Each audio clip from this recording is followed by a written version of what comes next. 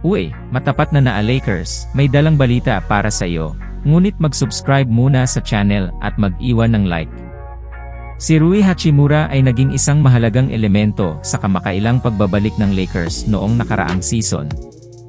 Nakuha mula sa Washington Wizards kapalit ng hindi gaanong ginagamit na point guard na si Kendrick Nunn, at 3 second-round draft pick. Mabilis na itinatag ni Hachimura ang kanyang sarili bilang isang nakakasakit na banta para sa koponan. Sa kabila ng ilang hindi pare-parehong performance sa regular season, nagniningning siya sa mga kritikal na sandali, partikular sa depensa laban sa Finals MVP na si Nikola Jokic.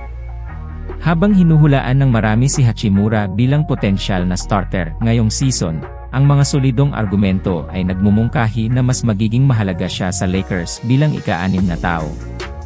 Para sa anumang koponan na may mga adhikain ng titulo, ang pagkakaroon ng isang manlalaro na makapagbibigay ng pag-atake sa labas ng bangko ay mahalaga. Pinatunayan ni Hachimura na siya ang taong iyon para sa Lakers, lalo na sa playoffs, kung saan umiskor siya ng 20 panandang pandagdag puntos sa 4 na magkakaibang okasyon.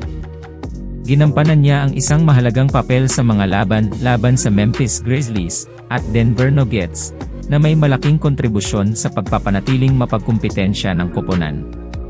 Ang panimulang quintet ng Lakers ay puno na ng offensive talent, kabilang sina LeBron James, Anthony Davis at D'Angelo Russell. Ang pagdaragdag kay Hachimura bilang isang starter ay maaaring magresulta sa kanyang nakakasakit na talento na hindi nagagamit.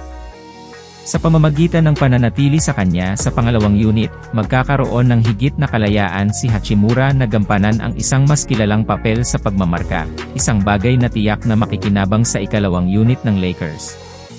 Sa halos 39 taong gulang, si LeBron James ay nangangailangan ng pahinga hangga't maaari.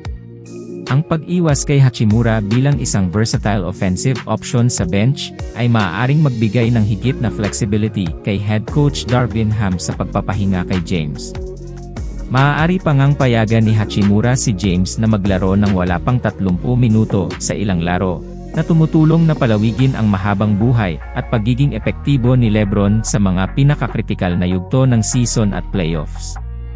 Sa madaling salita, habang si Rui Hachimura ay may talento na maging isang starter, ang kanyang epekto bilang isang ika-6 na tao ay maaaring maging isang mas mahalagang asset para sa Lakers sa kanilang paghahanap para sa isa pang kampeonato.